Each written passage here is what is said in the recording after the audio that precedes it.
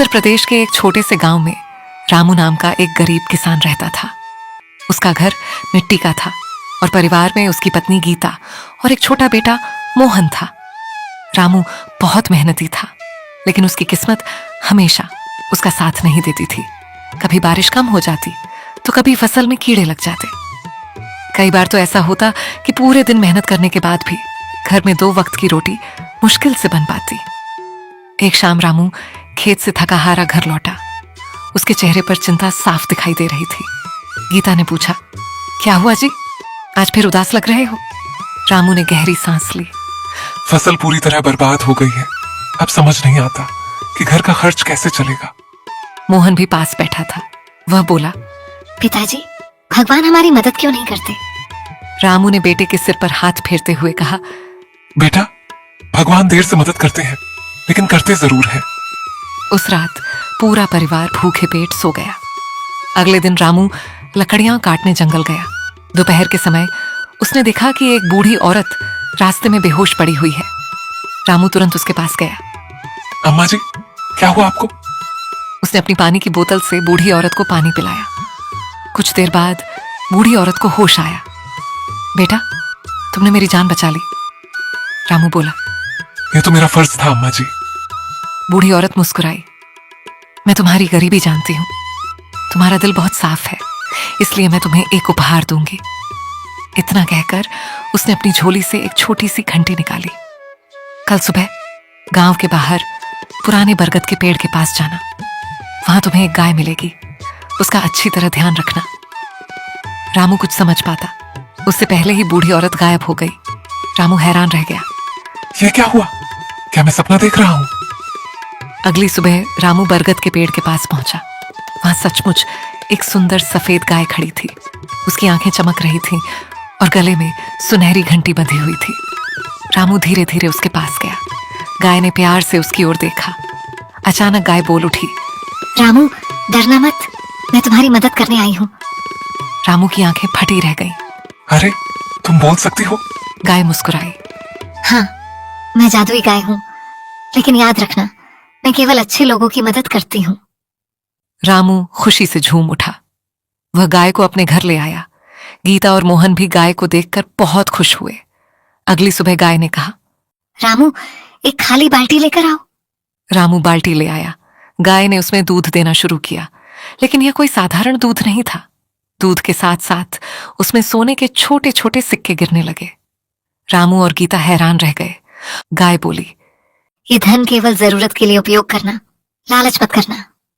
रामू ने सिर झुका दिया। मैं वादा करता हूँ। धीरे धीरे रामू का घर ठीक होने लगा। घर की मरम्मत करवाई। मोहन को स्कूल भेजना शुरू किया, लेकिन उसने कभी फिजूल खर्ची नहीं की। गांव में एक लालची जमींदार रहता था, जिसका नाम ठाकुर प्रताप सिंह था। उसे जब रामू की अचानक बदली हुई हालत के बारे में पता चला तो उसे शक हुआ। उसने अपने नौकरों को रामू के घर भेजा। उन्होंने खिड़की से सब देख लिया। जादुई गाय सोने के सिक्के वाला दूध दे रही थी। अगले दिन ठाकुर अपने आदमियों के साथ आया। रामू, ये गाय मुझे बेच दो। रामू बोला, नहीं ठाकुर साहब, ये मेरी गाय है। ठाकुर गुस्से से बोला, मैं तुम्हें 10,000 रुपए दूंगा। रामू ने मना कर दिया। ये गाय बिकाऊ नहीं है। ठाकुर का चेहरा गुस्से से लाल हो गया। उस रात ठाकुर ने गाय चुरवा ली। सुबह रामू उठा तो गाय गायब थी। पूरा परिवार रोने लगा। मोहन बोला, पिताजी, हमारी गाय कहाँ गई?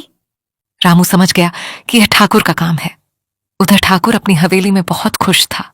उसने गाय के सामने बड़ी बाल्टी रखी। चलो, अब सोने के सिक्के दो। लेकिन गाय चुप रही।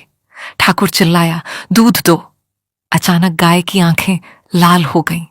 बाल्टी में दूध की जगह कीचड़ भर गया। कमरे में गोबर फैल गया। ठाकुर और उसके नौकर गोबर में फिसलकर गिर पड़े। गांव वाले हंसने लगे। गाय उसी रात रस्सी तोड़कर वापस रामू के घर आ गई। रामू उसे देखकर खुशी से रो पड़ा। मेरी गाय वापस आ गई। गाय बोली, रामू, मैं केवल सच्चे और ईमानदार लोगों के साथ रहती हूँ।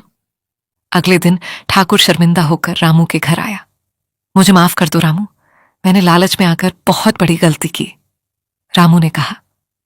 गलती मान लेना ही सबसे बड़ी बात है। गाय ने भी ठाकुर को माफ कर दिया। समय बीतता गया। रामू ने जादुई गाय से मिले धन का उपयोग केवल अपने लिए नहीं किया। उसने गांव में एक कुआं बनवाया, गरीब बच्चों के लिए स्कूल खुलवाया, जरूरतमंद किसानों की मदद की। धीरे धीरे पूरा गांव खुशहाल हो गया। एक दिन वही बूढ़ी औरत फिर दिखाई दी। वह मुस्कुराते हुए बोली, रामू, तुमने साबित कर दिया कि तुम इस जादुई गाय के योग्य हो। रामू ने हाथ जोड़ लिए। ये सब आपकी कृपा है अम्मा जी। बूढ़ी औरत बोली। नहीं बेटा, ये तुम्हारी अच्छाई का फल है। इतना कहकर वह फिर से गायब हो गई। गाय ने रामू की ओर देखा और कहा, जब तक तुम्हारा दिल साफ रहेगा, खुशियां तुम्हारे घर से कभी नहीं जाएंगी। रामू, गीता और मोहन मुस्कुराने लगे। सूरज की सुनहरी किरणें पूरे गांव में फैल रही थीं और जादुई गाय की घंटी मधुर आवाज में बज रही थी। रामू, गीता और मोहन अब पहले की तरह गरीब नहीं रहे थे, लेकिन उनके स्वभाव में कोई घमंड नहीं आया था। वे आज भी गांव के लोगों की मदद करते थे। एक दिन सुबह सुबह जादुई गाय अचानक बेचैन दिखाई देने लगी। वह बार बार आंगन में घूम रही थी। मोहन ने पूछा, माँ, हमारी गाय आज इतनी परेशान क्यों है? गीता ने भी हैरानी से गाय को देखा। उसी समय गाय बोली, रामू, मुझे तुमसे जरूरी बात करनी है। रामू तुरंत उसके पास आ गया। क्या बात है गौ माता? गाय गंभीर आवाज में बोली, जंगल के उस पार एक बहुत बड़ा संकट आने वाला है।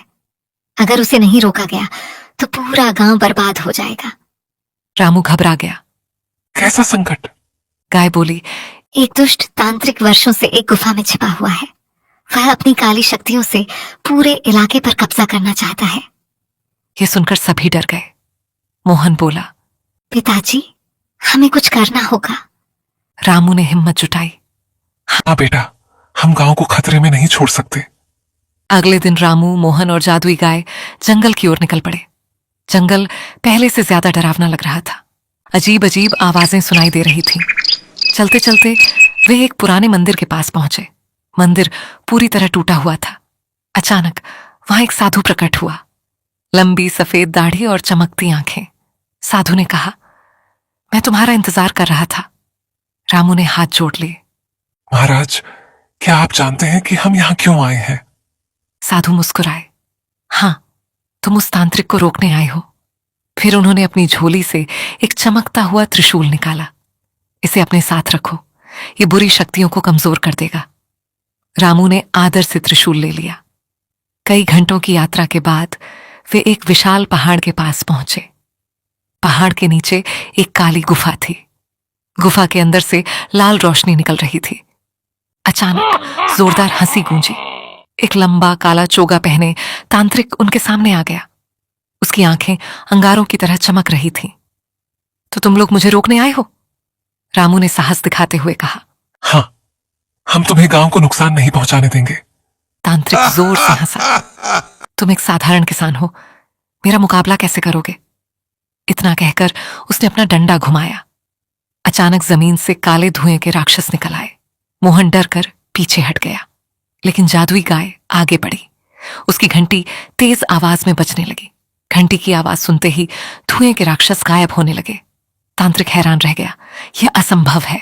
तभी गाय के शरीर से सुनहरी रोशनी निकलने लगी। रामू और मोहन आश्चर्य से देखने लगे। धीरे धीरे गाय का रूप बदलने लगा। कुछ ही क्षणों में वहां एक दिव्य देवी खड़ी थी। रामू और मोहन उनके चरणों में गिर पड़े। देवी बोली, मैं साधारण गाय नहीं हूँ, मैं देवताओं द्वारा भेजी गई रक्षक शक्ति हूँ। तांत्रिक घबरा गया। नहीं, ऐसा नहीं हो सकता। देवी ने कहा, तुमने अपनी शक्तियों का उपयोग लोगों को डराने के लिए किया है। अब तुम्हारा अंत निश्चित है। तांत्रिक ने अपनी सारी शक्तियां इकट्ठी कर लीं। आसमान काला पड़ गया। तेज आंधी चलने लगी। पेड़ हिलने लगे।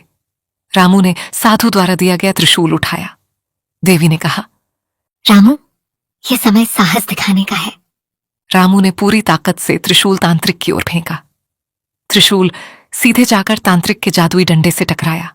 एक भयंकर विस्फोट हुआ। डंडा टूट गया। तांत्रिक की सारी शक्तियां खत्म हो गईं। मुझे माफ कर दो, देवी बोली। सजा तुम्हें मिलेगी, लेकिन सुधारने का मौका भी मिलेगा। इतना कहते ही तांत्रिक पत्थर की मूर्ति बन गया। गांव लौटने पर लोगों ने रामू का भव्य स्वागत किया। सबने फूलों की मालाएं पहनाई। ठाकुर प्रताप सिंह भी वहां मौजूद था। वह बोला, रामू, तुमने पूरे गांव की जान बचाई है। मोहन गर्व से मुस्कुरा रहा था, लेकिन तभी देवी फिर से जादुई गाय के रूप में आ गई। रामू ने पूछा, क्या अब आप हमें छोड़कर चली जाएंगे? गाय मुस्कुराई। अभी नहीं रामू, मेरा एक और काम बाकी है। ये सुनकर सभी हैरान रह गए। गाय ने आसमान की ओर देखा। दूर बादलों के बीच एक चमकता हुआ रहस्यमय द्वार दिखाई देने लगा। गाय बोली, बहुत जल्द एक नया खतरा आने वाला है, और इस बार उसका संबंध सीधे मेरे अतीत से है। रामू, मोहन और गांव वाले आश्चर्य से उस चमकते द्वार को देखने लगे।